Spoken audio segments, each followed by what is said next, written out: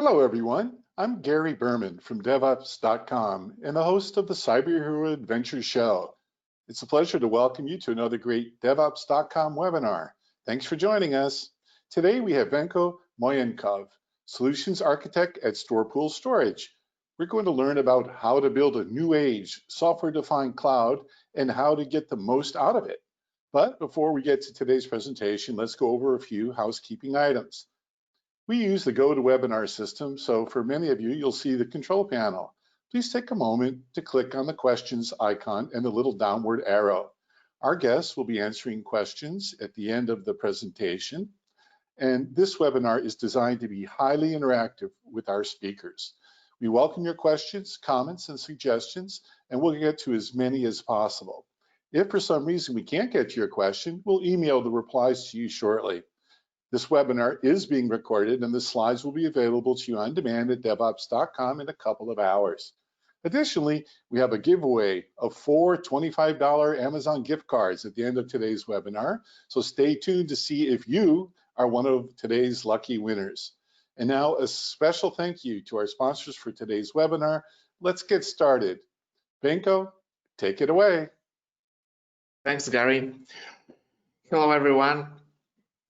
And good morning for the audience in States.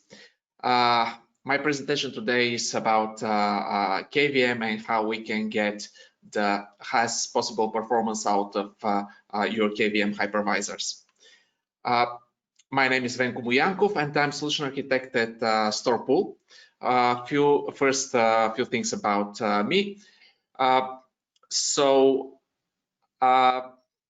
been working mainly as a system administrator and a network administrator for more than 20 years, and been working in the telecoms and system integrated networks for telecoms.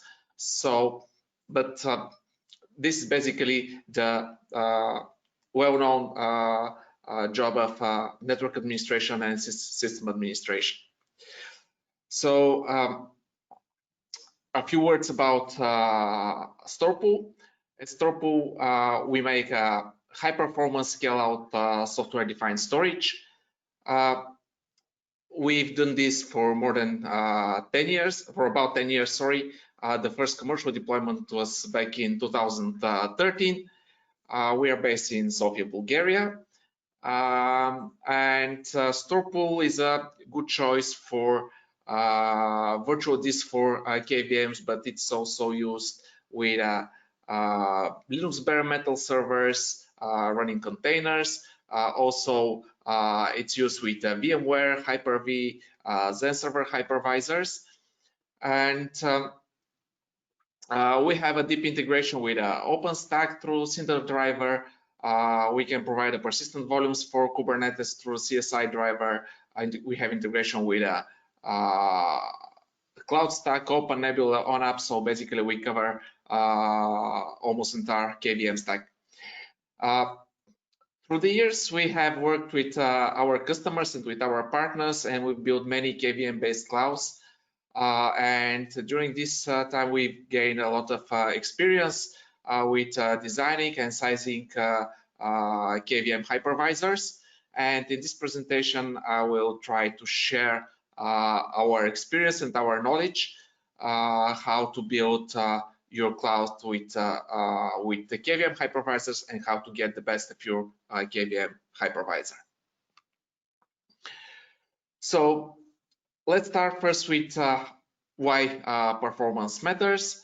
So performance is very important because it will allow you to get the best possible resources from the given cost. But it's the most important thing is that it will give you happier customers. So if you are doing if we're making a public cloud, this means a better user experience. Website will open faster.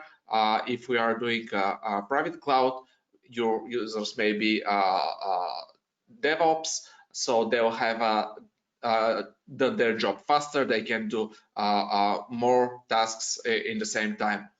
And there is also a pure economical reason for faster performance. you having a better performance means that you deliver more resources per cost.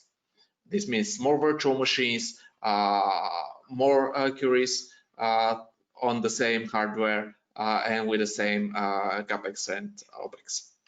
So the agenda today is we'll cover 4 of the aspects to optimize your KVM hypervisors.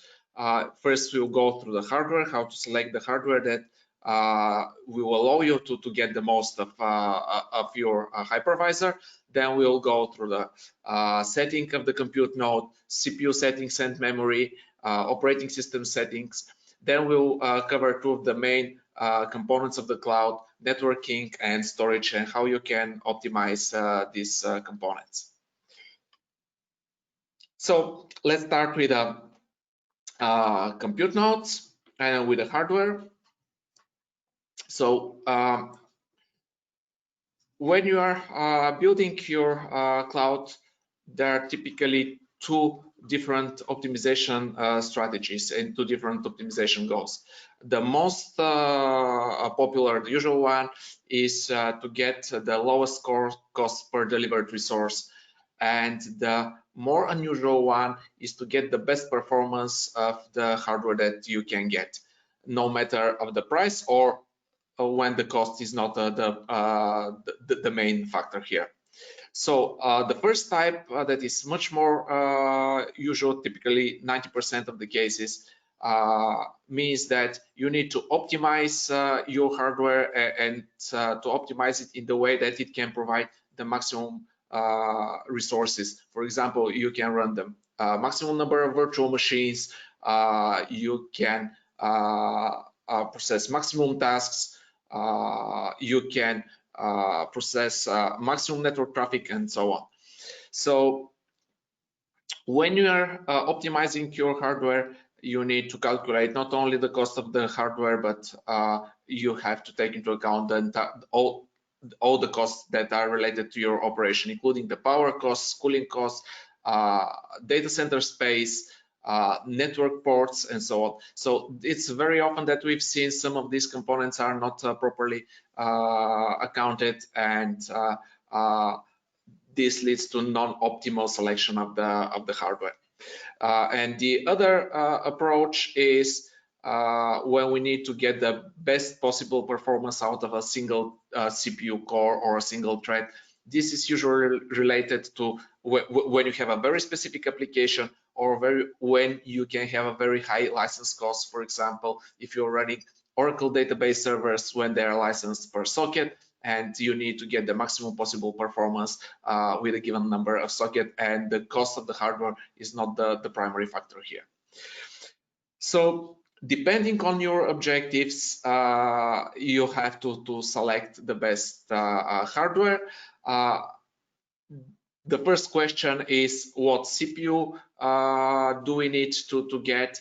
And this is one very difficult question because there are a lot of different options. Only Intel, with their latest 2nd generation of Xeon scalable processors, have more than 60 different CPU types. And if we add here Xeon E-series processors and AMD EPYC processors, we will have probably more than 200 CPUs types to choose from.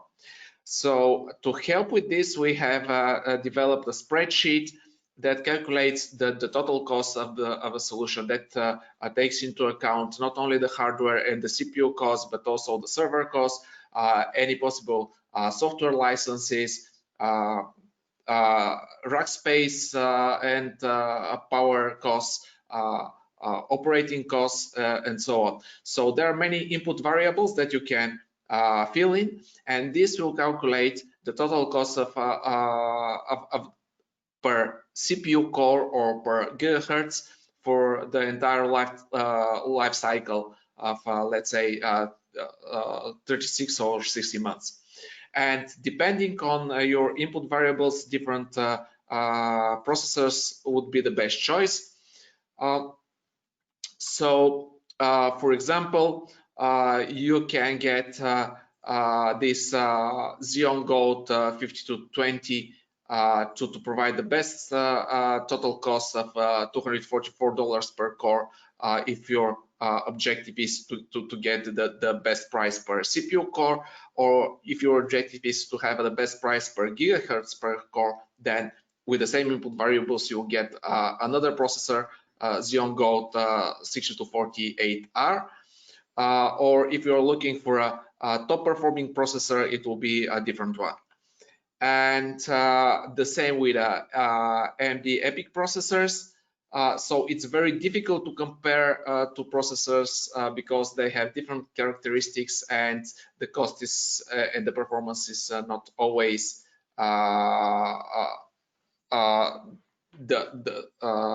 cannot always give you which one is the best. So there might be other things to consider when you have to choose between AMD and Intel.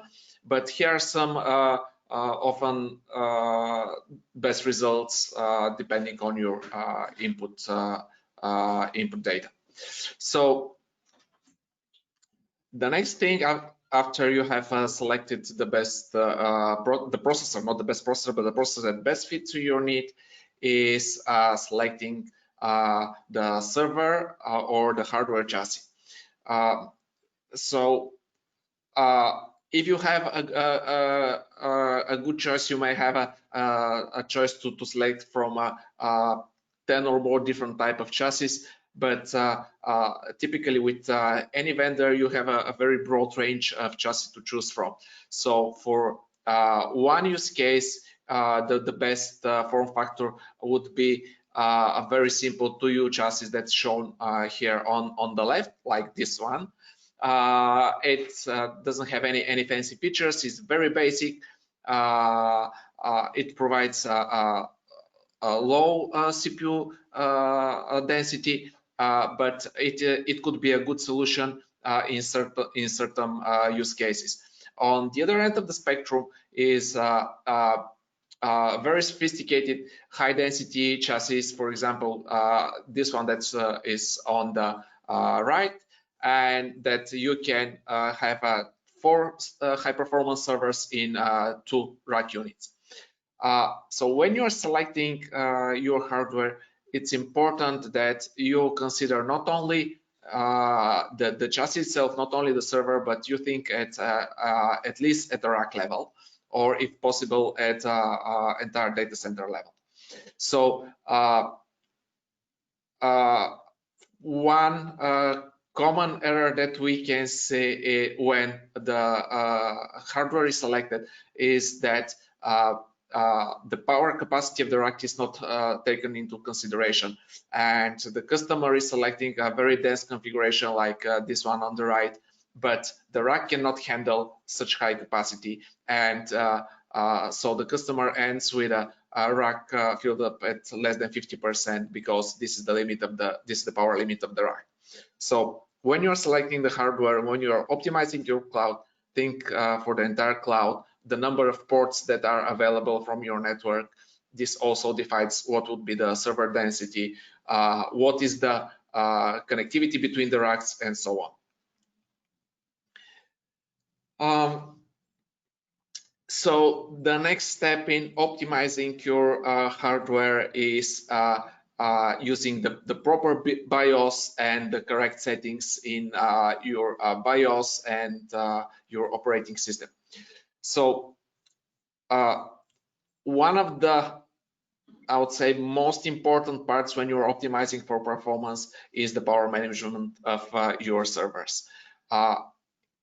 There is no single power management setting that will work in all cases. For any specific use case, for every different workload, there is different optimal power setting that will work best for you. So when you start optimizing, you first need to answer your questions, what you are optimizing for. Are you optimizing for throughput? This means the maximum amount of work to be done for a certain time.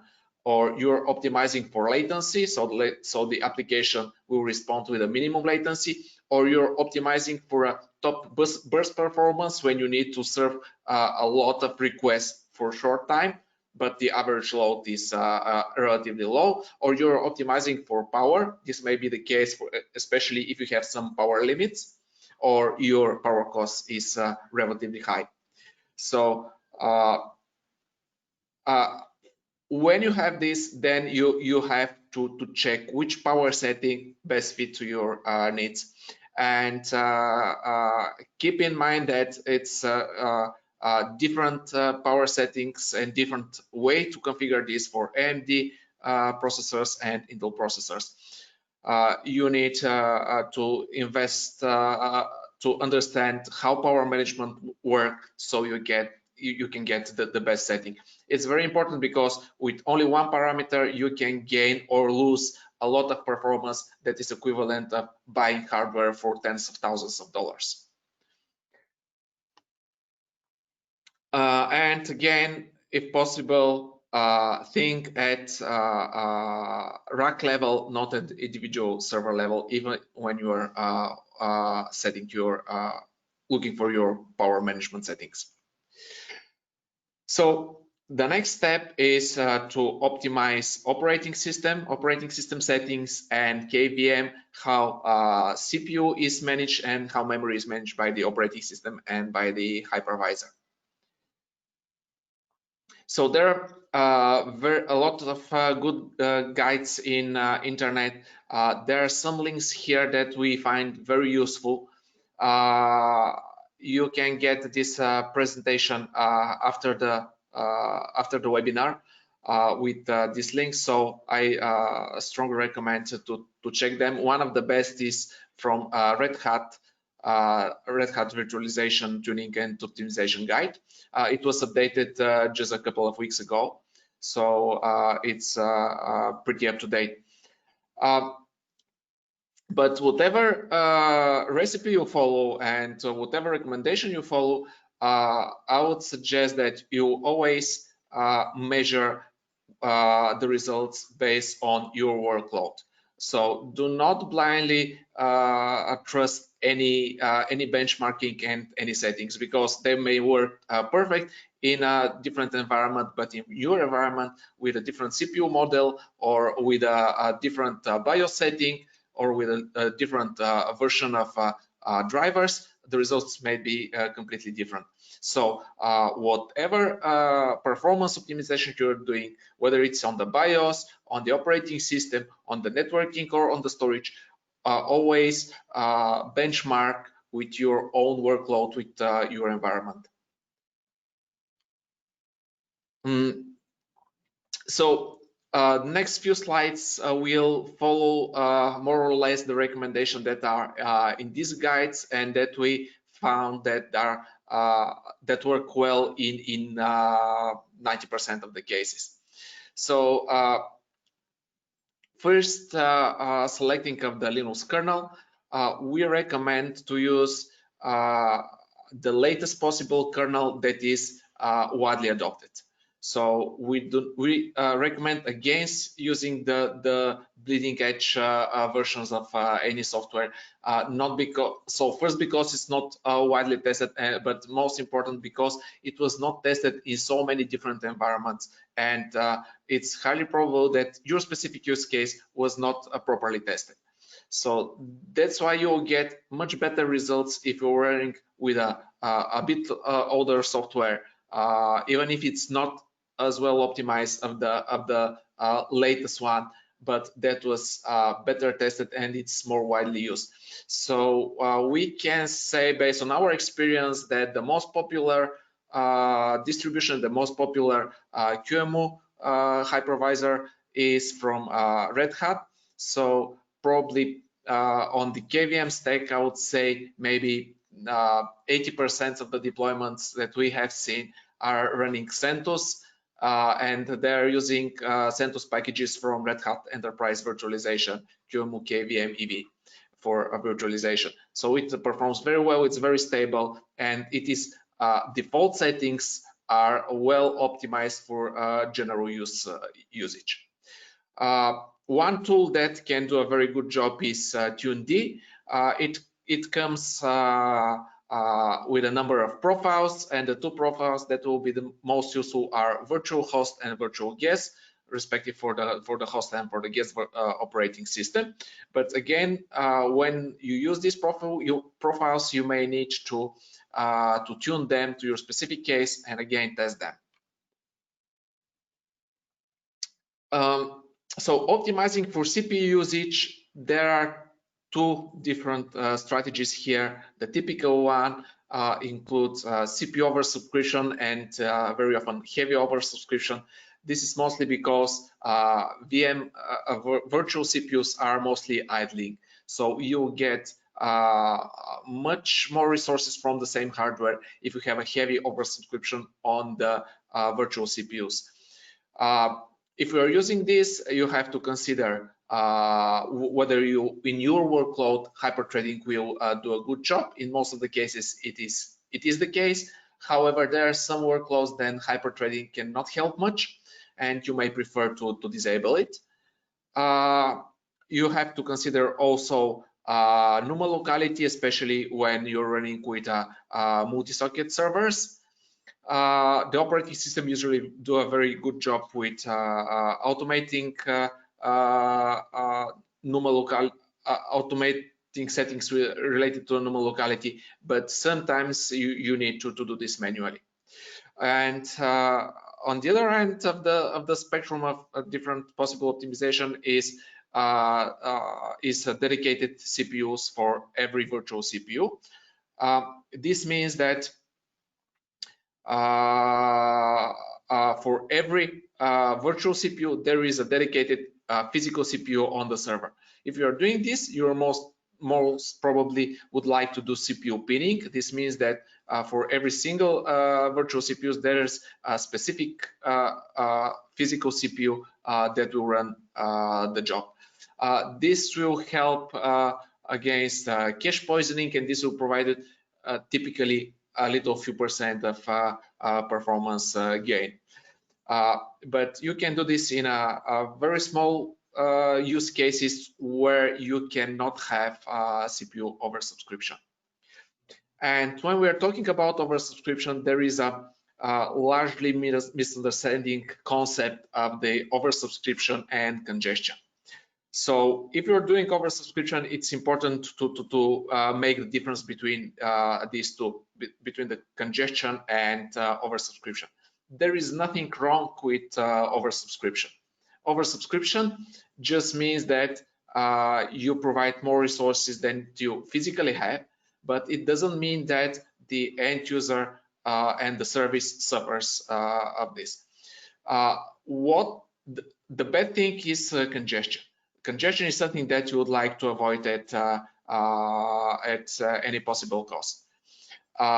So congestion means that there is a need for, when you're talking about CPU oversubscription and CPU congestion, that there is a need of physical CPUs to run a task, but there are no available, and tasks are lined up in a queue waiting for the CPU. That generates a latency and unresponsive application and ends up in a bad user experience.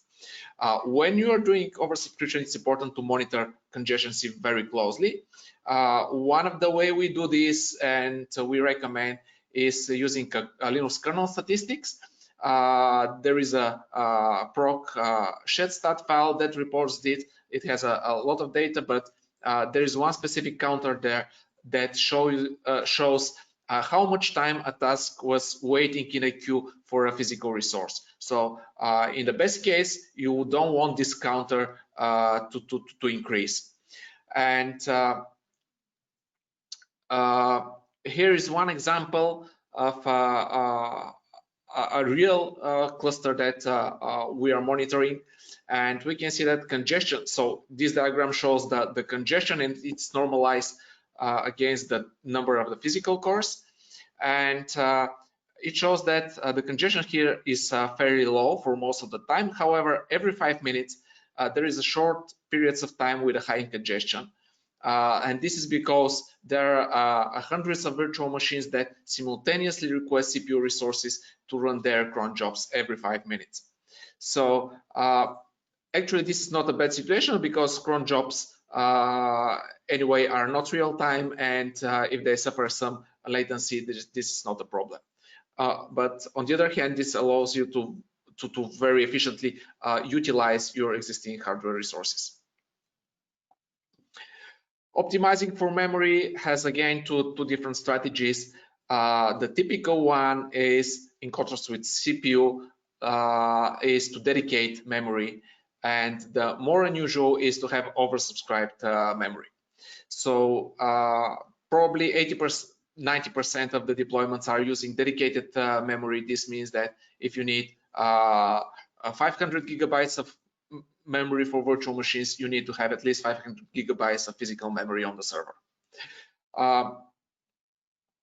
Optimizing for memory also includes using huge pages if possible. Huge pages will give you, depending on workload, a few percent of additional performance gain. NUMA locality, we already talked about this. It's very important. So pay attention when you're working with multi-socket servers that your data and your CPU resources are on the same NUMA node to get the maximum bandwidth of the memory and maximum performance.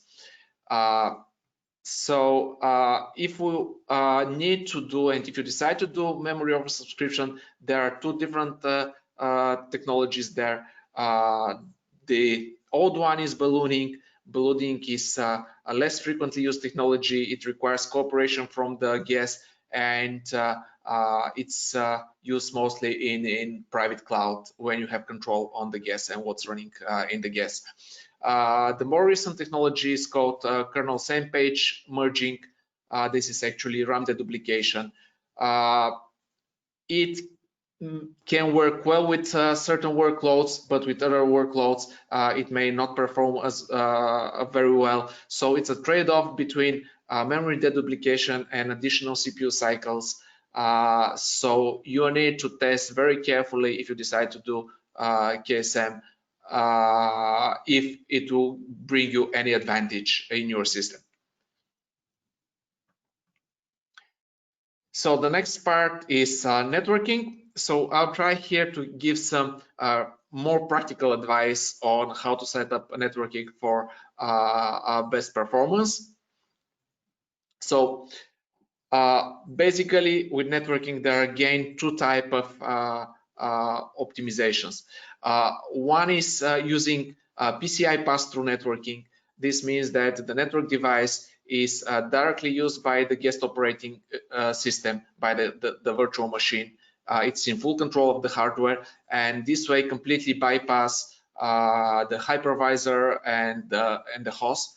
This gives you the best possible performance. There is almost no any virtualization overhead here. However, you will not be able to use any of the advantages of virtual network. You cannot have migration of the virtual machines. You cannot have virtual network features like filtering, firewalls, virtual routers, and so on.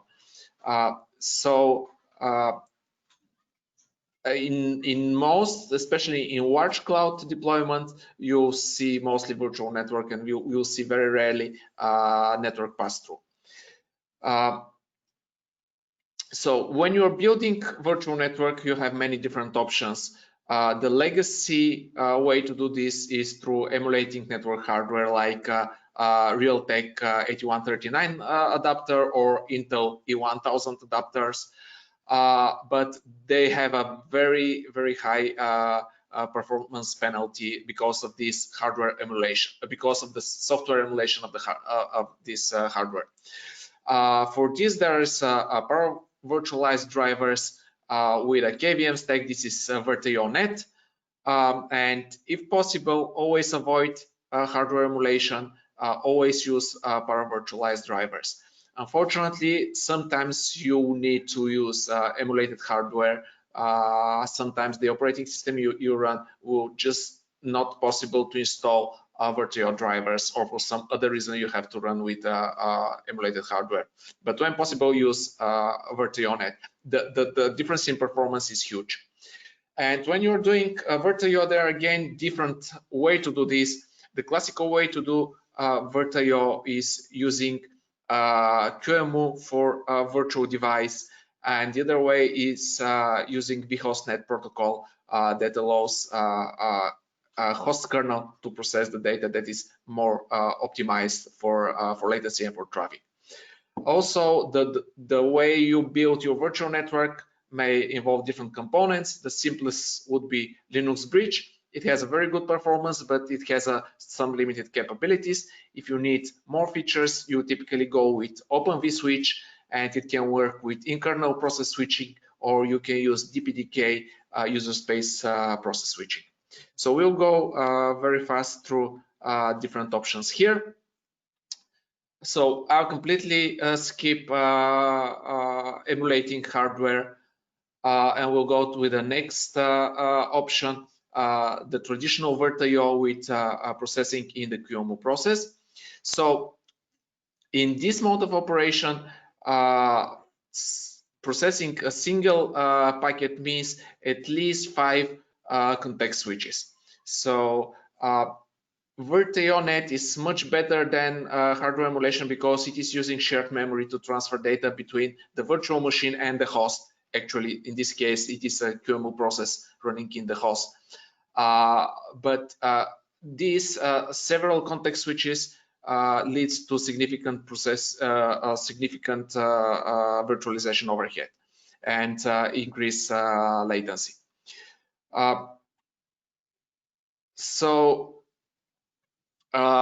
The important thing to understand here is that for every packet there are multiple context switches, and also that the processing of the network traffic is done in the QEMU process. So you need to allocate enough resources for the QEMU process to be able to process your networking, especially for virtual routers.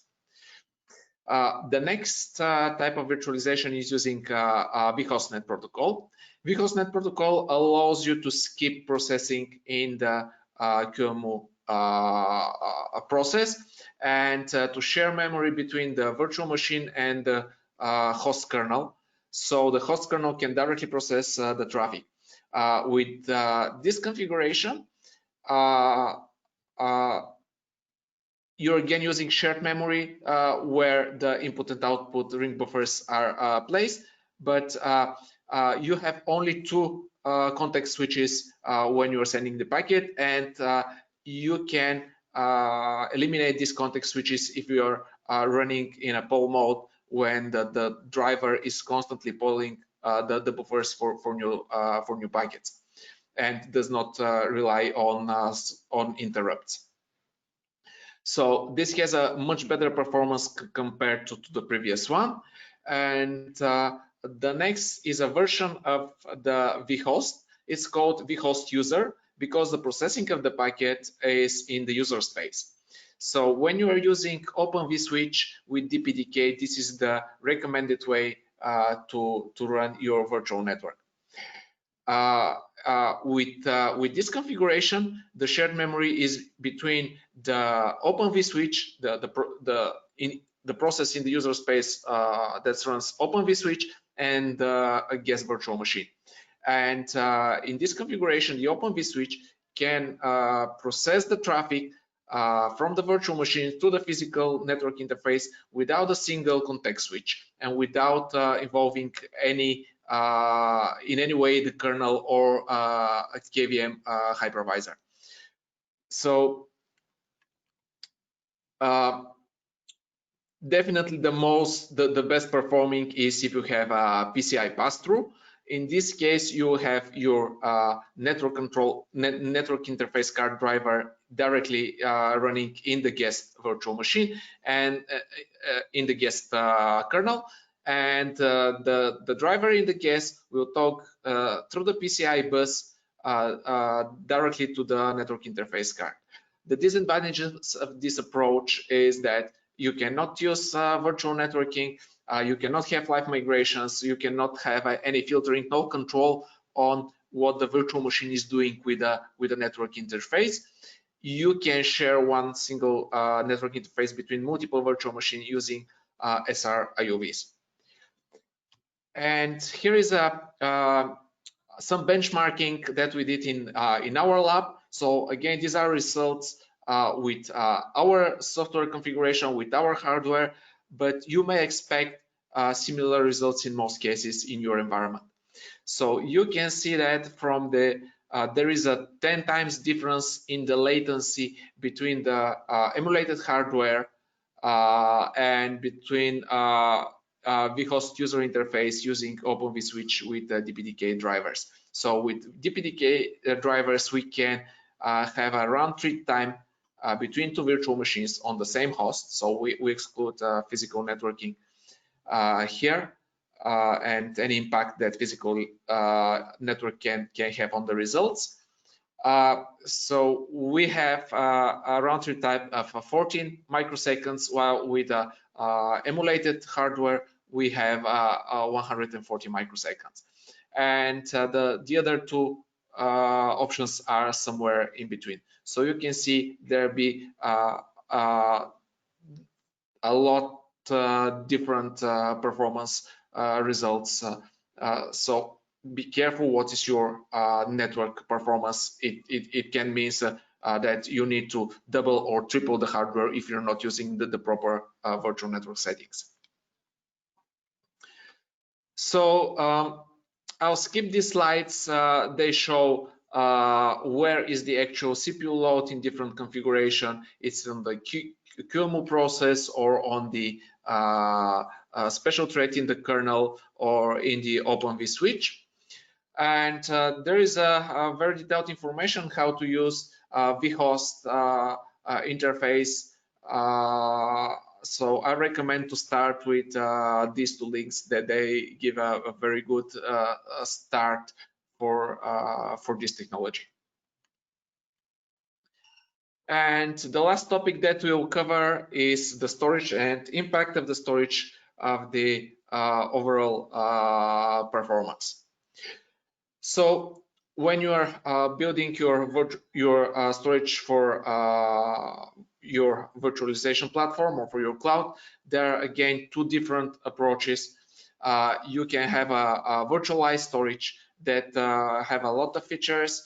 It can give you a live migrations. It can provide team provisioning, snapshots. Some storage systems provide storage-based backups. So there are a lot of features that you can use directly from the storage system if we're using virtualized storage. And on the other hand, you can have a full bypass, and you can use the physical storage devices directly from the virtual machine, much like in PCI pass-through in networking, that you get the best performance in this case when the virtual machine directly access the storage device, but you lose all the features that virtual storage can give. So if we're looking for absolute top performance, then probably you need to run SRIOV on the local NVMe devices. If you need for reliability and for flexibility, then you need to run virtualized storage. So if you decide to go with the virtual storage, there are several settings that work well with KVM in most of the cases. So typically you would like to disable cache on the host. This means that host will not buffer, will not use host buffer to cache the I/O. This is because the guest operating system does a pretty good job in this, and you don't need to double this and to spend more memory in the host for this. Then what I/O model we will use? We will use Linux native I/O or POSIX I/O. Asynchronous I/O. We recommend using Linux native asynchronous I/O. Then when you have different drivers for storage devices, you can have VirtIO block or VirtIO SCSI. We recommend running VirtIO SCSI. It may be a couple of % slower than VirtIO block, but gives you more flexibility. It provides more features like it supports a discard command that can give you a lot of gain on the storage space and additional performance also because of this. Also IO thread parameter of the QEMU, we recommend to enable this not to be mistaken with the IO settings. IO thread means that there is a separate dedicated IO thread in the QEMU process that will process the operation, and it will not steal time from the threads that run virtual processors. This will give you better performance overall.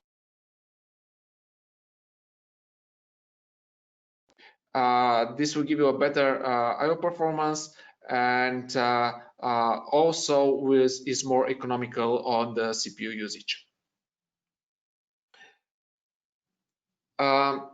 So as with virtual networking, storage VirtuIO drivers for storage have two interfaces. One is the classical one that is using a virtual device in the QEMU, that every storage operation requires several context switches. So the context switch from the guest kernel to the host kernel, then it's transferred back to the QEMU to be processed, then it's back transferred to the host kernel to access the actual storage device.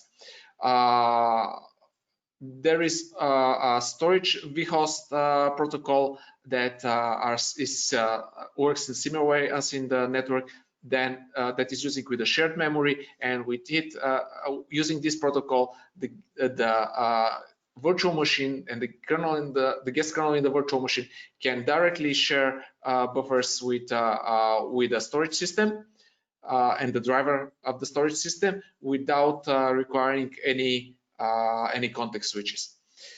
So it's much faster. Unfortunately, there are very few storage systems that supports this way of operation.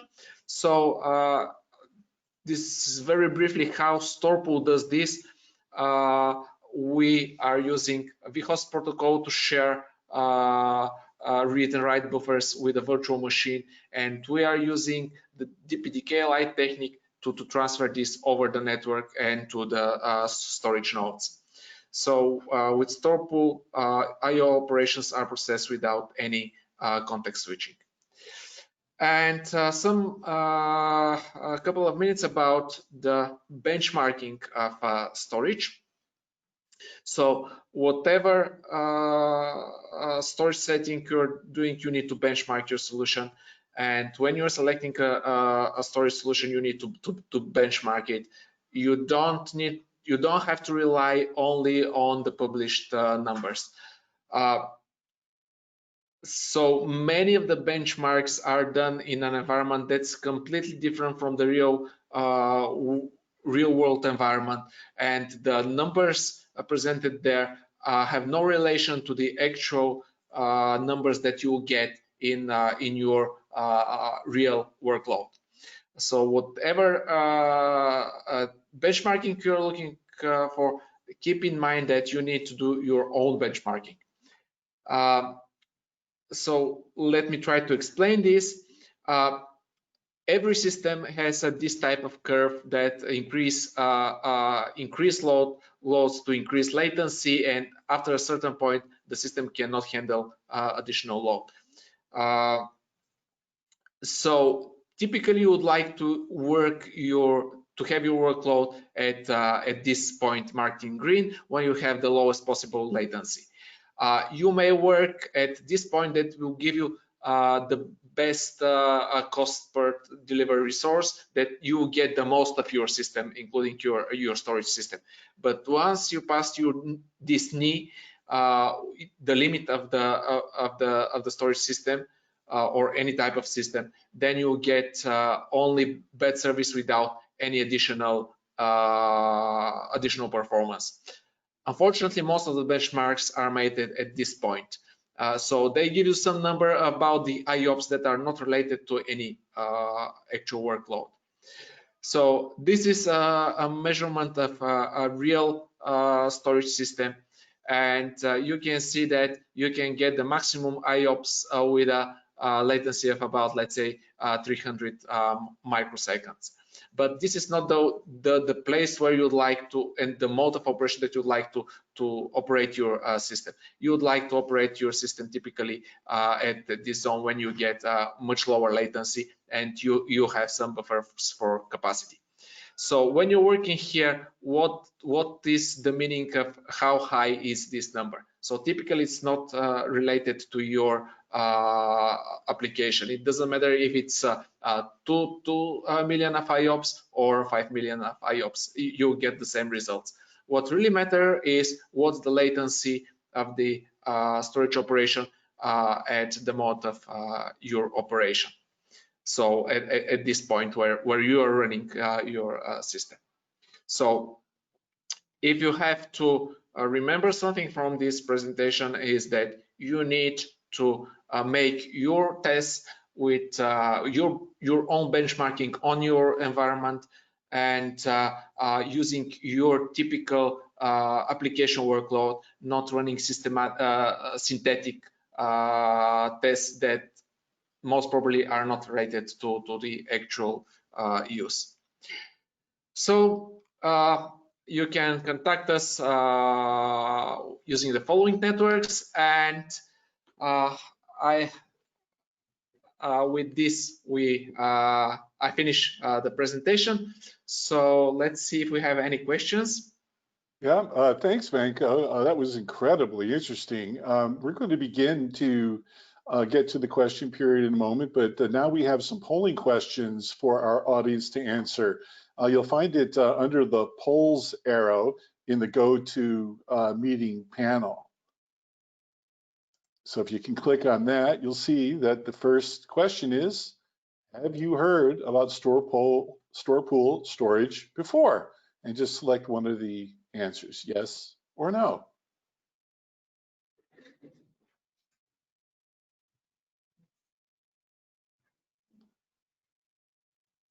We really appreciate you taking the time to share your answers.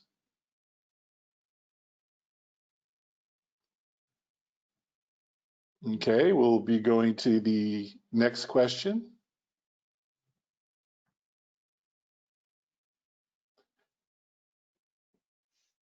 Are you, okay, we're going to, we have the results of the first question. So 34% said yes and 66% have not heard about Storepool.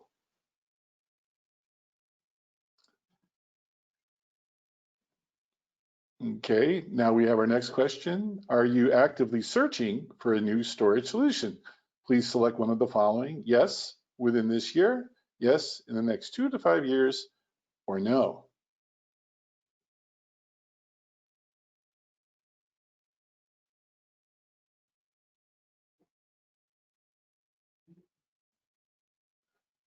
Okay, we'll have the results in a moment.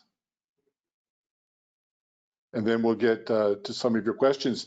If you have questions for Venko, please click on the questions arrow and just write them in, and we'll get to as many as we can.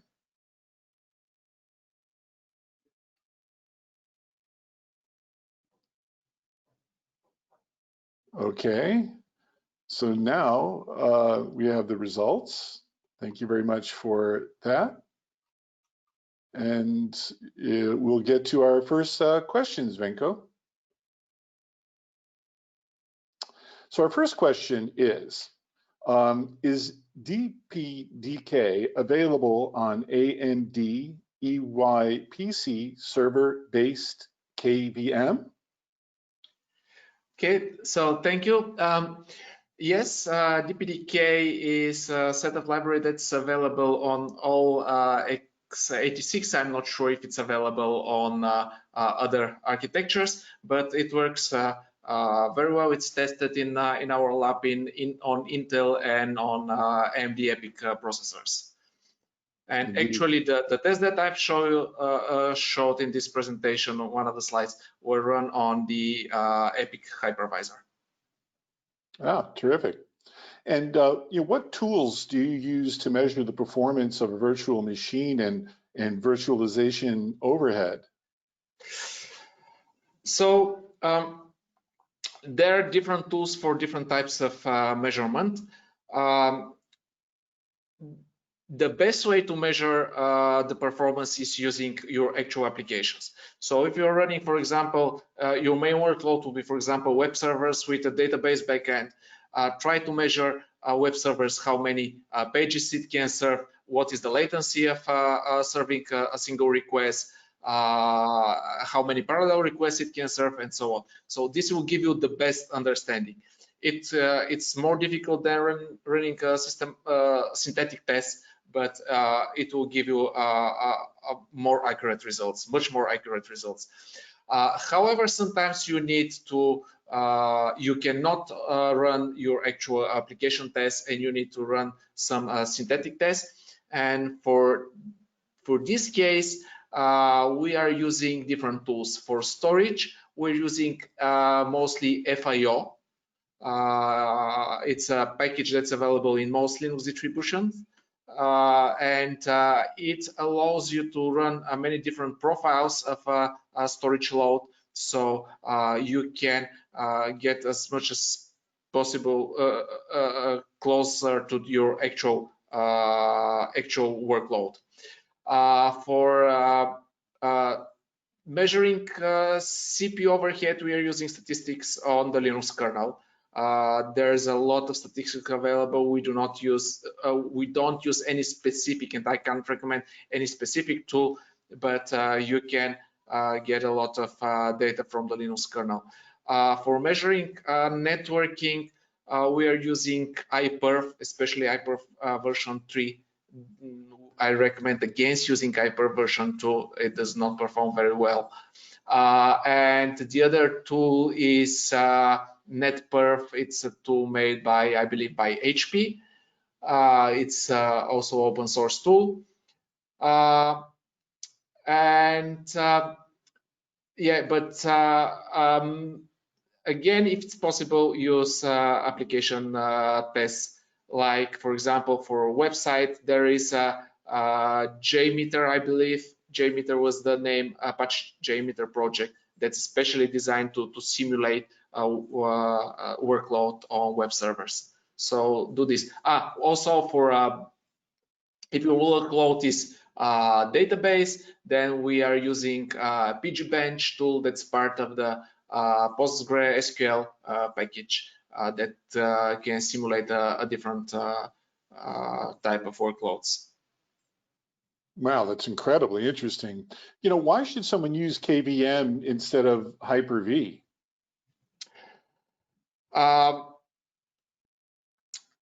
That's an interesting question. So HyperV, whether you use KVM or HyperV, I would say mainly depends on the type of workload that you have. If you are running mostly Windows workflows, the natural choice would be HyperV. You'll have a better integration. Most probably you'll get better performance with HyperV for Windows workloads. We haven't made any comparison between this, but recent KVM has a very good performance for Windows as well. However, if you are running Linux virtual machines, then probably you would choose KVM.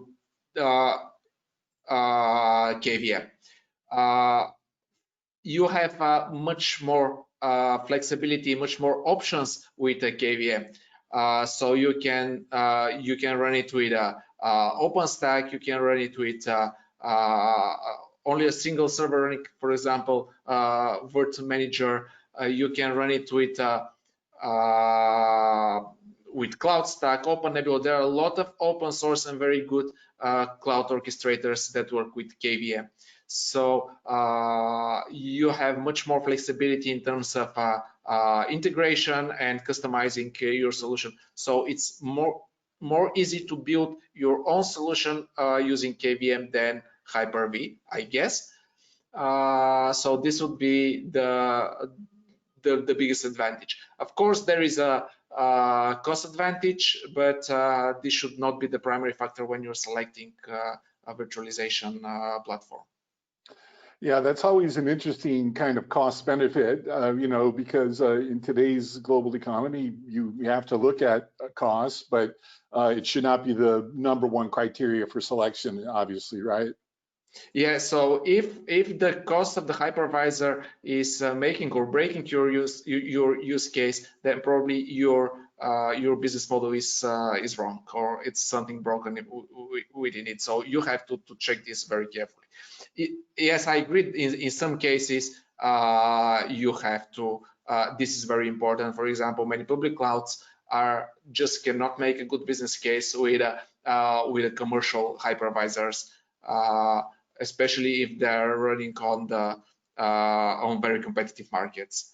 But for the market for HyperV, I would say, is private clouds and managed service providers. And in these cases, the cost of the software licenses is usually not the biggest factor when you're selecting a platform. The much more important is what flexibility can gives you and how you can manage this. I'm not saying that HyperV is not able to be managed. It's just a different different ecosystem, and it requires different skills. And you mentioned managed service providers, MSPs. What's a best practice for them?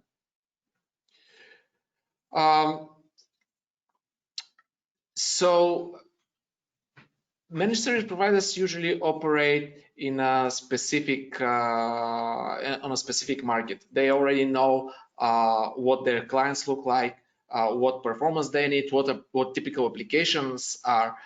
There are managed service providers that works exclusively on with the Microsoft ecosystem. There are other that are using Mix and other that are using mostly Linux. Yes, and they're selecting different solutions. But what we have seen is that they select their platform mainly based on the integration interfaces and the way these platforms provide to control this and to automate tasks. So this is the #1 factor for managed service providers. Well, on behalf of our entire audience, Venko, you were just terrific. This was incredibly interesting. Thank you so much for sharing all of your expertise. As I mentioned, we have 4 lucky winners on today's Amazon gift card giveaway. They are Chrissy S., Fabian R., Jeff R., and Paul P. Someone from the DevOps team will send you an email to confirm your email address and get the gift card right over to you. As I mentioned, this webinar was being recorded and the slides will be available to you on demand at devops.com in a couple of hours, and we'll be sending you a link to the slides and recording as well. It was a real pleasure spending an hour of your valuable time with us. We truly appreciate that, and we look forward to seeing you in the next devops.com webinar. In the meantime, stay safe and be well. Bye.